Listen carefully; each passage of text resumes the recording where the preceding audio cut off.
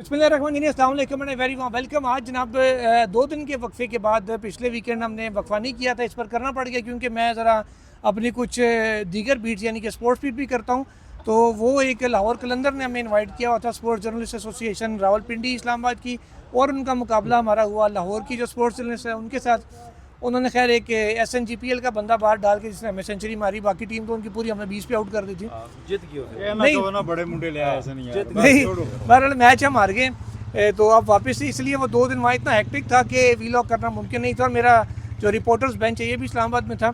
अब खैर बहरहाल हम इस्लामाबाद में हैं और आपको 2 बड़ी खबरें देनी है आज। सबसे पहली खबर तो ये है कि जो नैब का तोशाखाना 2 और ओवरऑल तोशाखाना 3 है, इसकी इंक्वायरी नैब ने मुकम्मल कर ली है। इंक्वायरी रिपोर्ट में क्या क्या आया उसकी तफसीलात भी सुहेल रशीद साहब से लेंगे।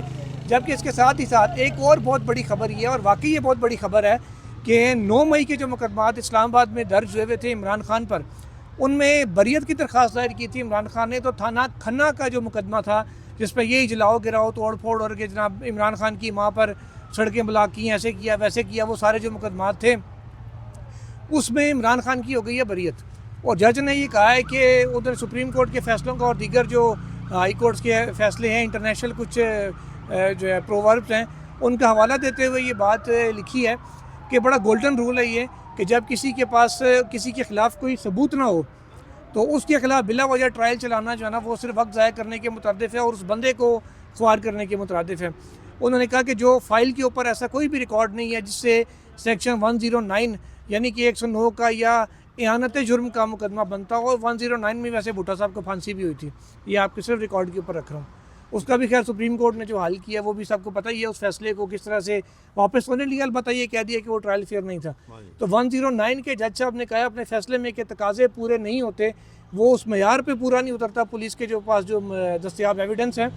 और साथ उन्होंने ये भी कहा कि अभी फर्दर जुर्म आयद नहीं हुई थी, लेकिन इसके बावजूद अदालत को ये इख्तियार है कि जब जो शवाहिद अभी पेश नहीं किए गए बज़ाहिर रिकॉर्ड पर रखे गए हैं, वो अगर फर्दर जुर्म आयद हो भी जाए, वो अदालत में प्रेजेंट भी हो जाए, उसके बावजूद ऐसा केस नहीं बनता इमरान खान के ऊपर कि उनको इस केस में सज़ा हो सके या मुकदमा उनके खिलाफ बन सके। और ये तक अल्फाज लिखे गए हैं कि जो इस्तगासा का मुकदमा बड़े वीक फुटिंग पे है, स्ट्रॉन्ग नहीं है, यानी कि एक कह लें कि कमज़ोर केस इमरान खान के खिलाफ वो जज ने उसको करार दिया और साथ ही साथ इमरान खान को बरी कर दिया।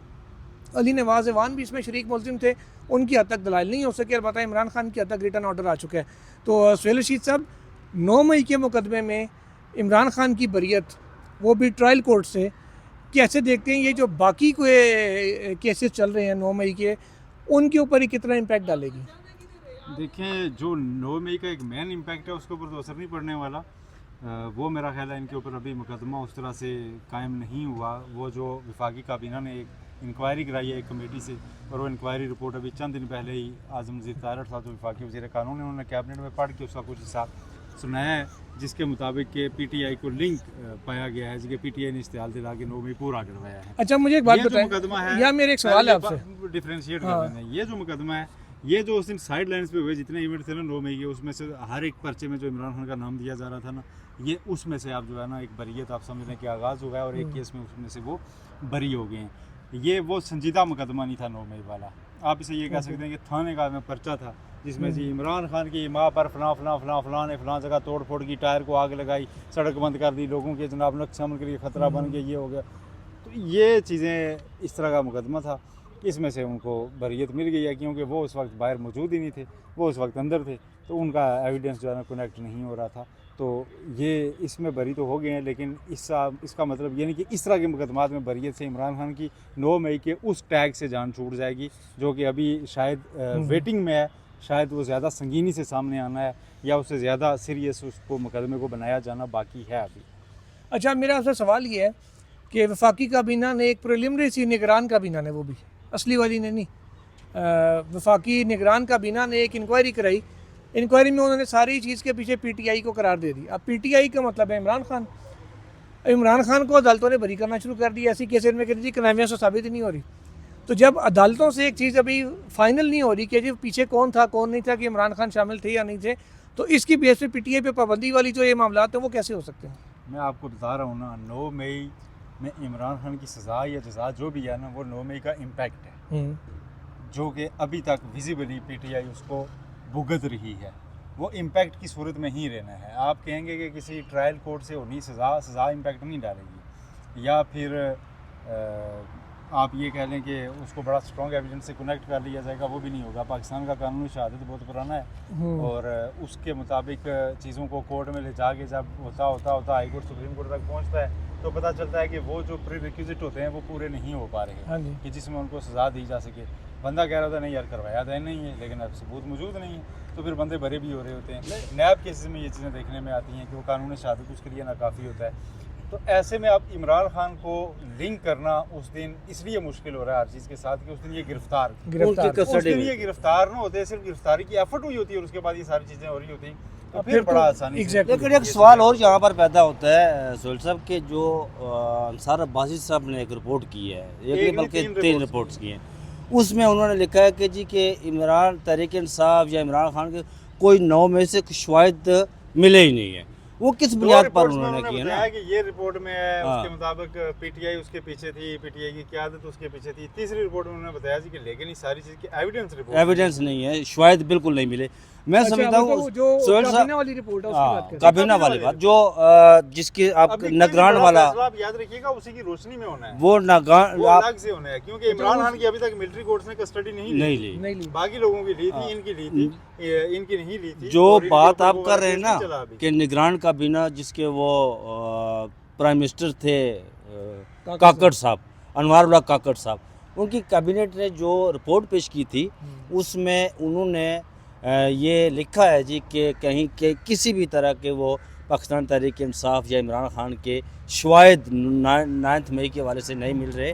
और मैं समझता हूँ कि जिस तरह आज उनकी बरीयत हुई है ना इमरान खान की, सोहेल साहब दुरुस्त कह रहे हैं कि कहीं ना कहीं एक तो इमरान खान उस वक्त उनकी कस्टडी में थे, 9 से 12 मई तक उनकी कस्टडी में थे ना जी इमरान खान साहब। तो बाकी जो मामला थे यहाँ पर वो फ़लाना जगह उसको उनको नामजदगी डाल दी गई, फ़लाना जगह नामालूम में नामजदगी डाल दी गई ना। तो पाकिस्तान का जिस तरह सोहेल साहब कह रहे हैं ना कानूनी शहादत बहुत पुराना है, मेरे ख्याल में ऐसा नहीं होगा। और ये जो बात आपने की ना कि पाकिस्तान तहरीक इंसाफ पर पाबंदी के हवाले से, ये कोई आसान काम नहीं है कि किसी सियासी जमात पर आप पाबंदी लगा दें। यार भुट्टो ने भी तक पाबंदी लगाई थी ना, वो नेशनल अवामी पार्टी पर, फिर बाद में उसको अवामी नेशनल पार्टी बनाया गया था। ये आसान काम नहीं है। सुप्रीम कोर्ट में आपने साबित करना होता है कि क्या इन्होंने कौन सी दहशतगर्दी की है पाकिस्तान तहरीक इंसाफ ने, वहाँ पर ये साबित होना बड़ा मुश्किल है और इस पर पाबंदी की कोई ऐसी बात नहीं होगी। और कैबिनेट अगर मंजूरी देती है तो फिर जाएगा, तो वहाँ पर आगे भी जज बैठे हुए हैं, वो जज नहीं रहे यार, वो अदलिया तो बदल चुकी है, बहुत सारे वो देखे की चीज़ें उसके मुताबिक वो फैसला करेगी। अच्छा सोहेल साहब, ये जो आज इलेक्शन ट्रिब्यूनल में जहांगीरी साहब ने केस सुना है और उन्होंने अभी ऑर्डर भी उसका रिटर्न आ गया, अभी जब राय साहब बात कर रहे थे, जिसमें उन्होंने इलेक्शन कमीशन से फॉर्म 3 हल्कों के इस्लामाबाद के फॉर्म 45, 46 और 47 इनकी तस्दीक शुदा जो है वो नकूल वो मांग ली हैं। और साथ ही साथ उन्होंने ये भी कहा है कि बयान अल्फी भी जमा कराएं और रिटर्निंग अफसर को कहा है कि अगली समात पे अगर वो नहीं आते तो उनके वारंट जारी किए जाएंगे। तो ये इस्लामाबाद की सीटें आपको पीटीआई को वापस आती नज़र आ रही हैं, बिल्कुल नज़र आ रही हैं, क्योंकि इसमें बड़ा जो है ना फ़ायदा पीटीआई के उम्मीदवारों को ये हो रहा है कि जो दीगर जितने उम्मीदवार थे वो उनके हक में खोकर भी दरख्वास्त दायर कर दी उन्होंने आज, में कौन जीता हुआ है। इसी तरह वहाँ पे तहरीक लब्बैक वाले हैं, इस तरह के लोग जो वो इनकी फेवर में आ रहे हैं कि हमें भी जो फॉर्म 45 मिला उसके मुताबिक ये जीते हुए हैं। तो आप ट्रिब्यूनल जो है ना वो पूछ रहा है बल्कि ये कहा उन्होंने, आप बताएं अब आप बताएं कि इनमें से किसका फॉर्म 45 जो है वो दुरुस्त है। और उन्होंने कहा कि ये कोई कुरान पर हल्फ की बात भी प्रिजाइडिंग अफसरान से बुला के कुरान पे हलफ लेंगे कि उन्होंने किस वाले पे साइन ये भी बात की। और फिर उन्होंने फ्रांसिक के वाले से भी एक इंदिया दिया है कि इसके फ्रांसिक करवाएंगे अगर कोई बात इस तरह ना बनी तो। ये जिस तरह आज मुस्तफा नवाज खोखर ने भी आज कहा है कि हम जो है ना इसमें फ्रीक बनेंगे, हम फॉर्म 45 जो है वो देंगे, बल्कि वो अमर मुगल वाला हल्का कौन सा है 49 है नहीं उनका है 46 वो,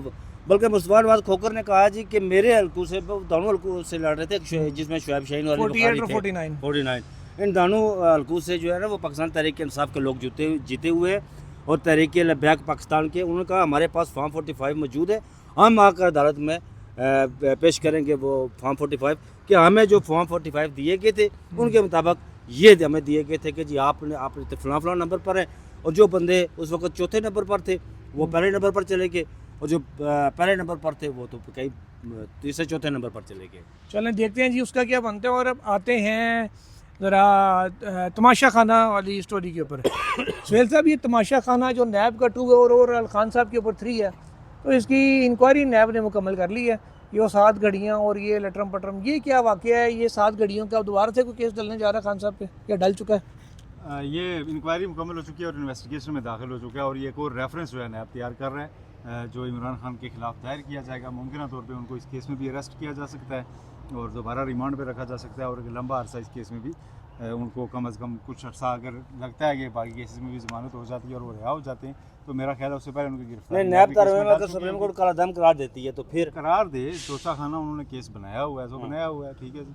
तो वो तो जब तरमीम एग्जिस्ट करती थी तब भी ये केस इनिशिएट नैब कर चुका था और उस वक्त कहा यह जा रहा था कि इमरान खान शायद नैब तरमीम का सहारा ले लें, तो उन्होंने उस तरह से सहारा इसका नहीं लिया था। वो एक ही तरह का केस एक ही बना सकते हैं आप यार, एक चीज में बार-बार 3-4 तोशा खाना 2 जो नैब का है और 3 है, ये बेसिकली इलेक्शन कमीशन वाला वो प्राइवेट कंप्लेन वाले तोशा खाना का रिपीट टेलीकास्ट है। अच्छा। इसमें वही घड़ी जो है ना वो क्वेश्चन में आई है और उसके साथ बाकी घड़ियाँ भी। इंक्वायरी रिपोर्ट मैंने पढ़ी है, इनफैक्ट ब्रेक की है, उसमें मैंने देखा है जो चीज़ें कि ये तो नहीं है कि आपने रकम अदा नहीं की हुई, सारे ताइफ की रकम जो है ना 20% 50% जो बनती थी वो पे हुई है। उसमें ज़ाब्ते की खिलाफ वर्जियाँ अगेन रखी गई हैं, प्रोसीजरल मैटर तो वो Procedural नैब के lapses उसमें जो हैं आते वो ही उसमें नहीं रखे है। गए और फिर कहा गया जी कि घड़ी की कीमत कम लगाई गई और प्राइवेट मार्केट वाले बंदे ने कीमत लगाई कम, किसको? शफीक को फ़ायदा पहुँचाने के लिए। अब शफीक को फ़ायदा पहुँचा के शफीक से बदले में क्या लिया है वो अभी तक नहीं पता। अच्छा, फिर जी तोशा खाना से ईमेल जनरेट होने से पहले अब अप्रेजर ने कीमत बता दी थी कि इतनी है, तो इससे साबित होता है कि ये बहुत बड़ी करप्शन हुई है। लेकिन साथ पूरा चार्ट लगाया हुआ है इंक्वायरी रिपोर्ट में कि इतने इतने पैसे अदा हुए हैं। उस घड़ी के 2,01,78,000 रुपये इमरान खान साहब ने कीमत वही है जो किसी वो ठीक है दुबई में बैठकर जो और नैब खुद बता रहा है कि 15 जो है ना मुख्तलिफ चालान है जिनकी मदद से इमरान खान ने अदायगियाँ की हैं सारे ताइफ की। तो बाकी रोलेक्स वॉच हैं जी और ब्रेसलेट वॉच है और उसके अलावा हीरे के और सोने के जेवरात हैं और वो कहते हैं जी कि 58 गिफ्ट्स हैं। 58 गिफ्ट्स में से वो कहते हैं जी कि 14 ही ऐसे हैं जो 30,000 से ऊपर के हैं और 30,000 तक वाले जो है ना मुफ्त रख सकते हैं, वो रेफरी रख ठीक सकते है। हैं। हाँ जी। और 14 ही उससे ऊपर हैं, लेकिन नैब कहता है हमारा फोकस इसमें 10 ताइफ के ऊपर है और उसमें 7 घड़ियाँ हैं और बाकी जो है ना ये सेट्स हैं ज्वेलरी के। और वो कहते हैं जी कि इंक्वायरी हमारी मुकम्मल हो गई है और उसकी कापी अब उन्होंने इमरान खान को फराहम कर दिया। अब इन्वेस्टिगेशन की स्टेज है जिसमें अरेस्ट भी हो सकता है। तो ये इसकी तोशा खाने ओके, की बेसिकली नई ये कहानी है। अगर यहाँ से सैफर शैफर ये सारे मामलात में निकलते हैं खान साहब, तो फिर वहाँ पे वो अरेस्ट डल जाएगी। तो शायद उससे पहले डाल दो। हाँ, उससे पहले डल जाए ताकि इधर मतलब बाहर प्लान निकालना ही है ना कि पड़े। अभी खान साहब को बाहर नहीं आने देना।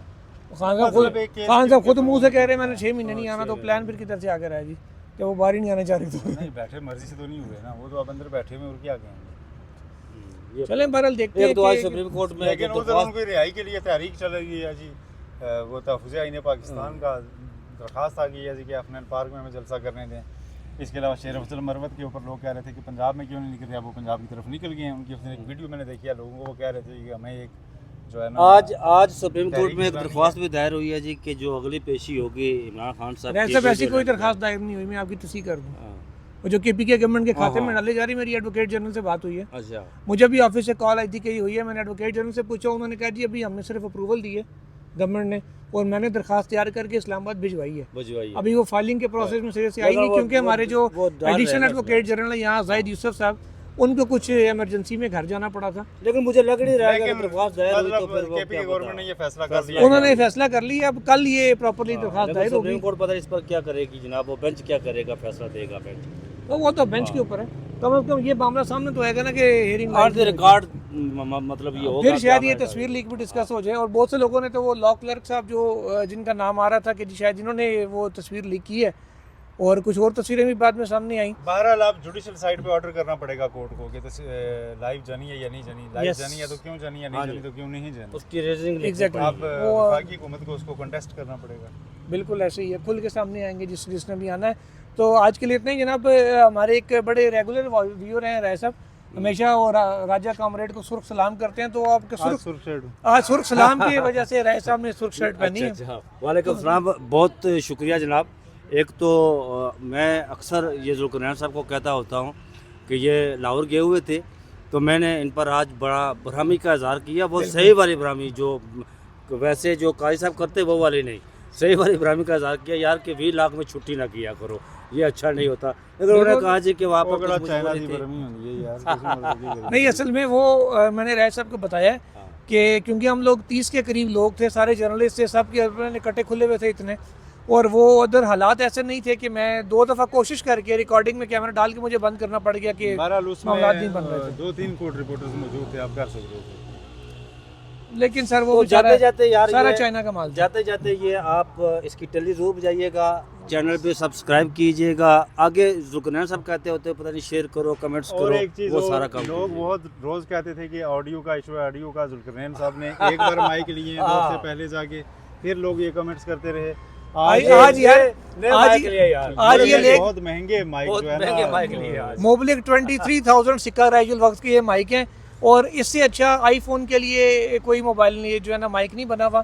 तो ये बोया वालों के अच्छे माइक हैं जनाब। जी जी। और हाँ जी, ये अगर इसकी- अगर इसमें भी किसी को ऑडियो का इशू आ रहा है, ये ये वो इसकी इसका पैकिंग है, सिस्टम है ठीक है। सारा, कि और जिसके अंदर हम इसमें डालेंगे तो ये ऑटोमेटिकली चार्ज हो भी जाता है। रहते हैं। आज अगर किसी को ऑडियो का इशू आ रहा है तो अल्लाह दी मर्जी। हाँ, उसके बाद फिर हम ये कहेंगे तुम्हारे नसीब में ये लिखे अपना थे, बहुत सारा साढ़े ख्याल लिखे थे। रखिएगा, हमें इसके साथ दीजिए इजाज़त। हम इंशाल्लाह कल आपकी खिदमत में दोबारा हाजिर होंगे, उस वक्त तक हमें इजाज़त दीजिए। अपना बहुत सारा ख्याल रखिएगा। अल्लाह हाफिज़।